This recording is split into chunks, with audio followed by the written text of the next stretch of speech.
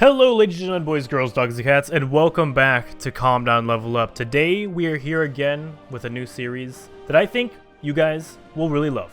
I've gone through Europe and formed almost every nation possible. Now we're going to have these nations all fight it out and see who comes out on top. We don't have anything like Battle Royale on right now. We're just going to run a normal game. It's been a while since we've run a normal game, but we're just going to see how the new AI works with the new formable nations. There's also a few splits that I had to do where some formable nations require some land that they both overlap.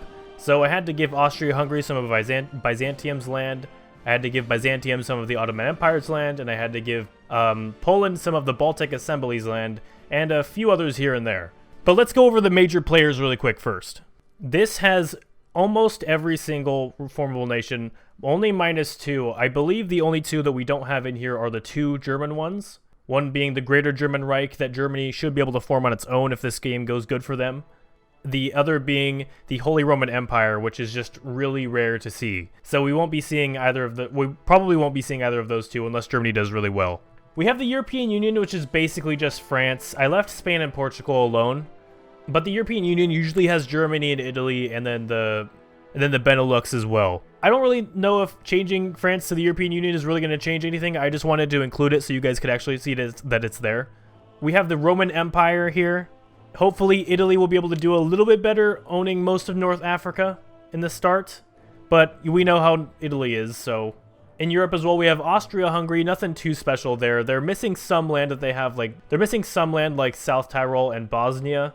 We have Byzantium, who is here, who's missing quite a bit of Yugoslavia. We have Poland, Lithuania, Commonwealth, with a fabulous flag, if I might say so myself. Geez, that red is so rich. It's beautiful. We also have the Baltic Assembly. I don't really think they're going to change much, but it's cool to see those two countries united. They usually have Lithuania as well, but of course, Poland needs Lithuania in order to be Poland-Lithuania, so Poland has to have it.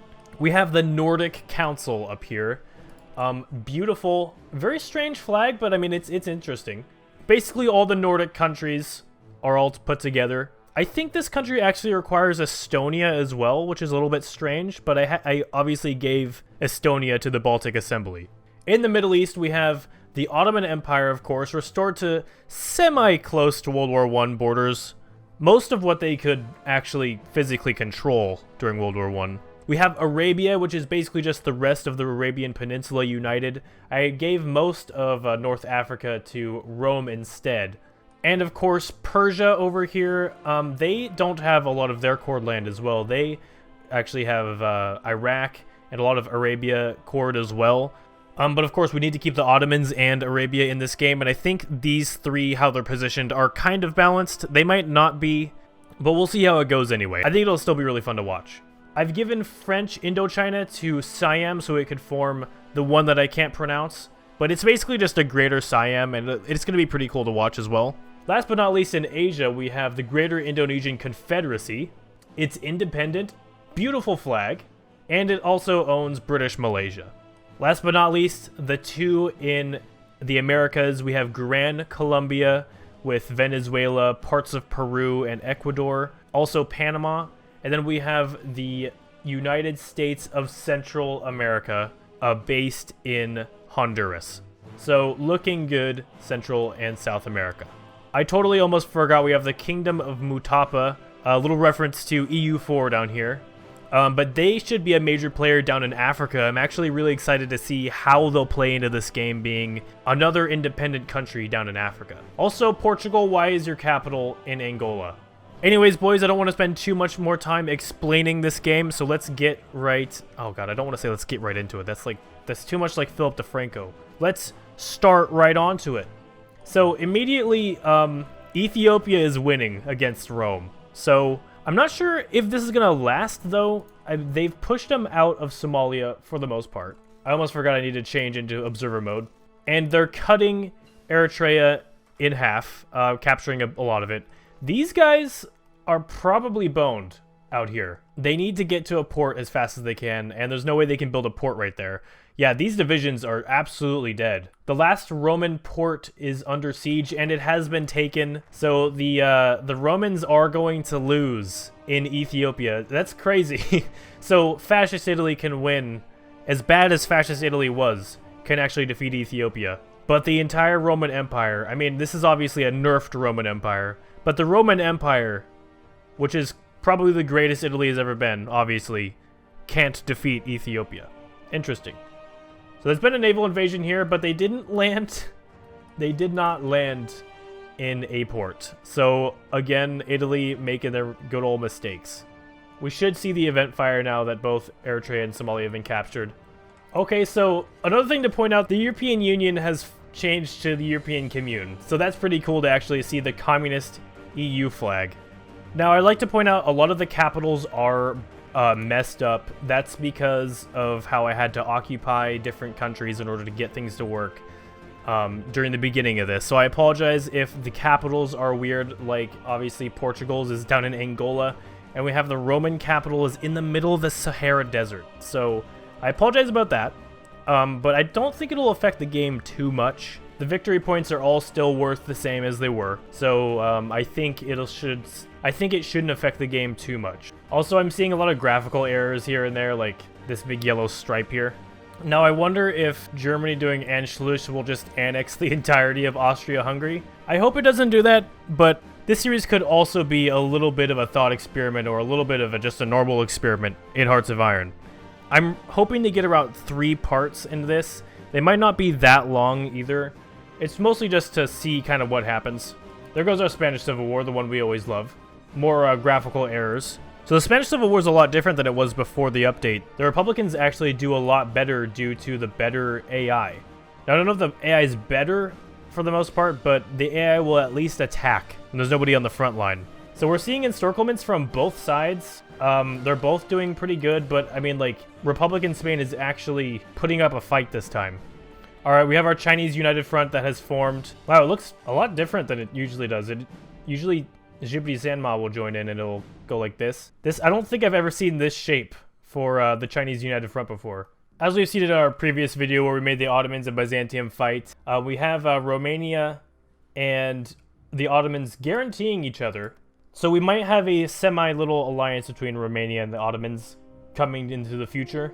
Another reason that the Republicans could be doing so good is because they could also have essentially French volunteers as well, because the EU has gone communist. So we're going to see a bit of a harder time for the nationalists. And the poor Italians can't even support national Spain because they're still at war with Ethiopia. And I guess they will be indefinitely. Okay, so we've just had the European Commune guarantee the independence of Republican Spain after they've just won. So we're already seeing, like, a pretty powerful possible common turn in the future. Oh, look, Chinese United Front fixed itself. Okay, so they have Shibuya-Janma, and then they also have Xinjiang as well. Japan has formed its own faction as well, and they're doing okay. They're doing their greater East Asian co-prosperity sphere, invading the coast of China. They'll be doing okay for a little while, I think. We'll have to see how well China starts doing. I've seen this really go both ways, actually. But most of the time, I still see that Japan will usually crush China in the Japanese-Chinese war. I have, though, seen it go both ways. And apparently, Imperium Romanium is improving relationship with Japan as well. So that's good for them, jeez. It's 1938. Germany's finally doing Anschluss. And look, Germany's doing it as well. We'll have to see what that means for Austria-Hungary. Hopefully Austria-Hungary will deny it, just so we can see more. But if they accept, does that mean the entire thing is going to become Germany? This is like the merged Central Powers or something crazy. We have Siam's fascism growing. They'll probably join in with the Japanese, just like they did in the real life. Oh wait, what the hell just happened here? Oh no, it's just another graphical error. There we go. That's going to happen a lot. Okay, the EU is also looking very strong with 163 divisions. Oh my god. So that's the power of communism, I guess. 57 divisions for Germany. We'll have to see what happens to Austria, though. Oh, they denied it. Okay, so we're going to see Germany and Austria go to war. This is going to be an interesting one if Germany actually declares it. And they did. Boom. The reverse World War I. The Germans and Austrians are at war. So the Austrians had quite a good defensive line here, but they are losing it with the mountains around Bohemia. Both sides have taken at least a couple provinces, though. They're getting all of these focuses. They just got Demand Sudetenland. All these stuff is just passing through because they're getting Czechoslovakia right now, and they're fighting Austria. So this might actually have been a good thing for Germany, bypassing all these focuses extremely fast. Now we'll have to watch out. There is 16% world tension. If that rises much more, we could see Austria join some kind of faction, but Austria is falling very fast. How many factions do they have at this point? 73? That might be less than Germany. 71. So I assume that some Austrian divisions died. Oh wow. Budapest has just fallen. I think once Vienna falls, it's basically going to be over. Because I'm not sure how much of this is core land. I think Transylvania is core land, and all the way down to Bosnia is core land as well, but most of their major victory points would have been taken at this point. And the country's split in two. Germany's having a nice little head start here today, jeez. I'm excited to see the peace deal, though. I wonder if they'll set up puppets, or they'll just annex the whole thing, or what they're actually going to do with it. I'm sure they'll probably annex the Austrian part of it at the very least. But I don't know what they'll do with the Hungarian areas, or the Transylvanian areas, or all the Yugoslav areas. Non-aggression pact and alliance with Italy. Congratulations. Okay, Germany is ramping up. They have 107 factories now. No, sorry. 218. Also, Austria-Hungary was completely annexed. Okay, so they've just bypassed all of the Yugoslavian focuses as well. That's insane. So, 234 factories total. 103 of them being civilian. Nice, thick German Reich font. GG, Germany. You've united the Germans once again. Congratulations. Okay, they have no political power. Negative 95. So they're stopping all of their relations with other countries. Okay, I gotta get out of them because they're just gonna keep doing that. But damn, almost 200 divisions for the Communist European Union, which is just France. How is that? Let's check on Rome, actually. I'm not sure how to... 23 divisions for the entirety of Rome. That's not too good for you, Rome, jeez. 30 divisions for Byzantium. The Ottomans, we have 50. Romania, who's sitting over here defending themselves. 37 bunkering down. Romania has more divisions than the entire Roman Empire. Congratulations, Romania. 32 for the Nordic Council. 6 for the Baltic Assembly. And how's our big boy Papa Stalin doing? 200 divisions. Man, if the Soviet Union and then the European Union as well as Republican Spain all form together to create a greater Comintern, they can just squish everything in between them. Nothing will be able to stop them. Mutapa is down here at 8 divisions. They're not doing that great either. Man, Ethiopia and Rome really need to make peace so that they can move on with their lives. Jeez, 30 divisions for Ethiopia. So Ethiopia has a bigger army than Rome. The question is, though, can Germany actually catch up to the European Union and Stalin over there? I'm not sure they'll be able to. They have a good amount of factories at this point, but they're stuck down at 83 divisions right now. I mean, just France alone is going to be an insane hardship for them. On top of that, having to fight the Polish-Lithuanian Commonwealth with 131 divisions on its own, so more than Germany. It's going to be a very uphill battle for Germany, but at least they were able to unite the Austrians. Oh! I did not notice this. Why is Communist China now the ruling party? I told him... Okay, so that's... Okay, so basically they went down a part of a tree that unites these two, I guess. I'm not too familiar yet with the Chinese tree in I'm not too familiar yet with the Chinese tree in Waking the Tiger. I know it's like, that's what this expansion is about. It's about China. I just haven't really cared that much. I will learn, but I need to learn what causes this to happen.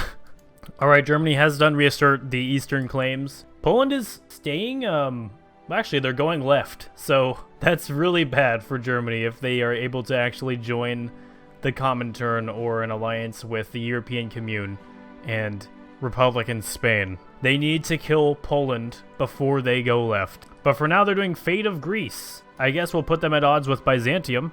Okay, so it is official. France has joined the Comintern. I think this is going to be a very, very good Comintern game. Okay, Fate of Greece. The Byzantine Empire has actually capitulated to Germany. Wow.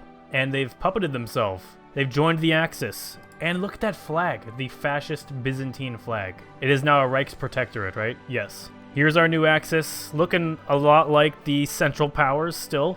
War plans into Poland and Romania. You better kill Poland before they go left. That's all I'm gonna advise to to Germany, but we're actually going to end this episode here right before it all goes to shit. Thank you all for watching. If you liked this, make sure to leave a like, favorite, and subscribe if you guys are new, and I'll see you guys all next time.